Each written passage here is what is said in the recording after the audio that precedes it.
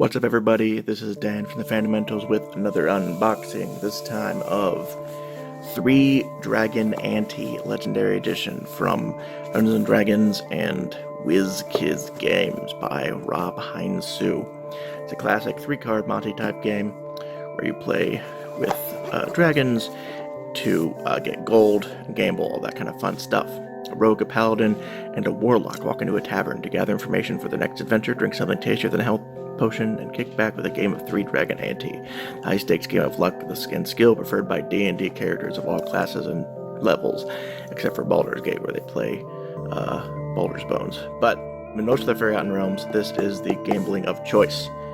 All kinds of fun stuff in it. This is Legendary Edition, so it's more bespoke, as you can see from the cover art, which looks like very much like it's a fancy deck box that your character would store their deck in. And here is the rule book, which has, of course, the rules, but also how to incorporate it into the world.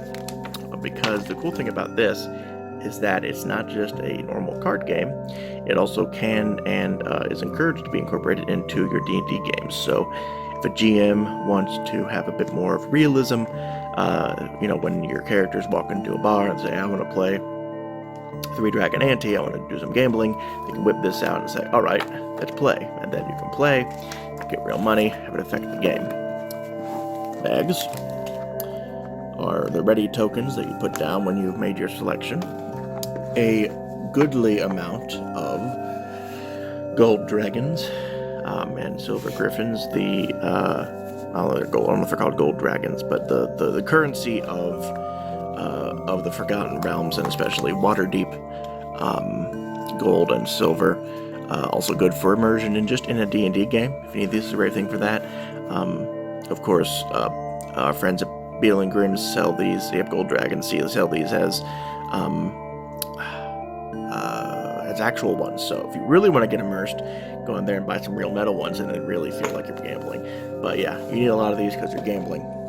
Now the inside, this is lovely. See, this has the D&D symbol and it's in this lovely faux velvet kind of feel. This doesn't actually come out or anything, it's just there for fun. But the cards themselves, big tarot size, which we love to see.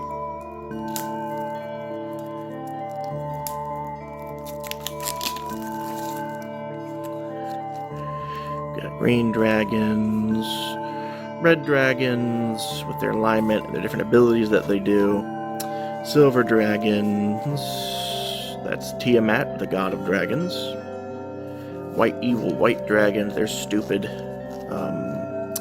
The Archmage, who is mortal, some of these are kind of like tarot. The Dragon Rider, the Dragon Slayer, the Druid, the Fool, the Illusionist, the Kobold, that's a buff Kobold, the Merchant Prince, the Priest, the Princess, the Prophet, the Queen, the Sorcerer, the Thief, which you steal 7, and then 3 reminders, this is for your character to play. So, pretty straightforward, but very nice cards, very well detailed. I like the sort of, there's an evocative art style to it that kind of makes it, and by the way, the sort of faux velvet even extends down here, so it really does look very fancy. Very, very fancy.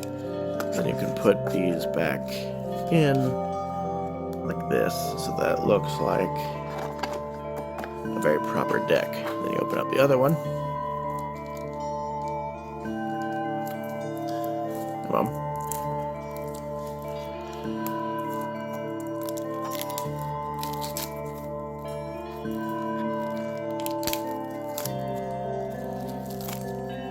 And you've got a legendary dragon, Bahamut, a different god, and then black dragons, and there's the Black Raider, and blue dragons, which basically each color has their own legendary, so the Blue Overlord, and then brass dragons, which their master is the Brass Sultan, and the Bronze Dragon. Remember in D&D all of the, that's the Bronze Overlord, and there's the Chromatic Wormling. Remember in D&D all metallic dragons are good and all chromatic dragons are evil.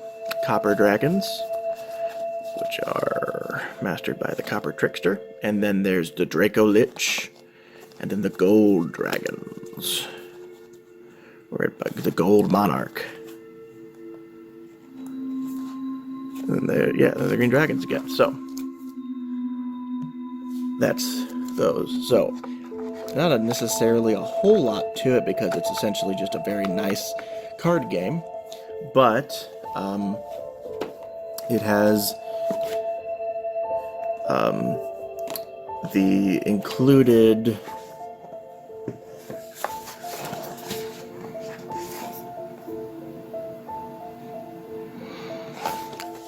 the ability discs. There are these that you use when you're playing it in the game in D&D to help you get more immersed in that direction. So very cool, very cool little game.